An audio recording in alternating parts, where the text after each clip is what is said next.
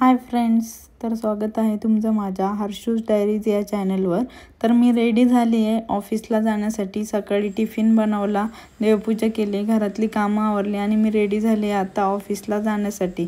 तर ऑफिसला जाण्याआधी मी नाश्ता केला। नाश्त्यामध्ये मी फ्रूट्स खाल्लेले, तर आंबा खाल्लेला आणि आंबा खाऊन झाल्यानंतर मी टिफिन पॅक केला आणि ऑफिसला गेले।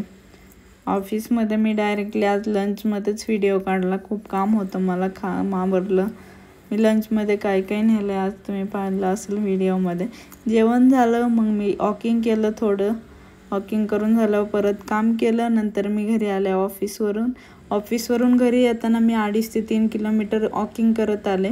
बिकॉज ऑफ वर्कआउट करायला टाईम नाही भेटत म्हणून मी चालतच आले, ज्यामुळे वर्कआउट झाला। घरी आल्यावर घरातली कामं आवरली।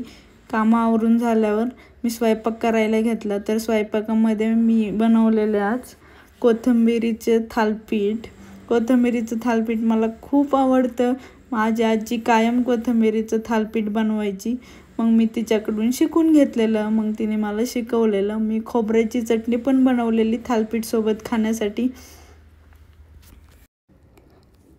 चटणी बनवून झाल्यानंतर मी घेतलं थालीपीठ बनवायला। थालीपीठचं पीठ भिजलं होतं अर्धा तास, नंतर मी घेतलं थालीपीठ बनवायला। मी सेम आजी जसं बनवते तसं थालीपीठ बनवलेलं। नंतर मी पूर्ण थालीपीठ करून घेतले, मग आम्ही जेवायला बसलो। जेवणामध्ये थालीपीठ, दही आणि खोबऱ्याची चटणी होती आज। तुम्ही पाहू शकता व्हिडिओमध्ये मी कसे थालीपीठ बनवले ते। आणि थालीपीठ बनवण्यापेक्षा ते भाजायला खूप जास्त वेळ लागतो, कारण ते प्रॉपर शिजावं लागतं लो फ्लेमवर, त्यामुळे मला खूप वेळ लागला थालीपीठ बनवायला। जेवण झाल्यानंतर मी घरातली सर्व कामं आवरून घेतली आणि मग मी व्हिडिओ एडिट करायला बसले। तर तुम्हाला माझे व्हिडिओ कसे वाटतात हे नक्की सांगा। माझ्या चॅनलला सबस्क्राईब करा, व्हिडिओला लाईक करा आणि शेअर करा। तर भेटूयात आपण नेक्स्ट ब्लॉगमध्ये, तोपर्यंत गुड बाय।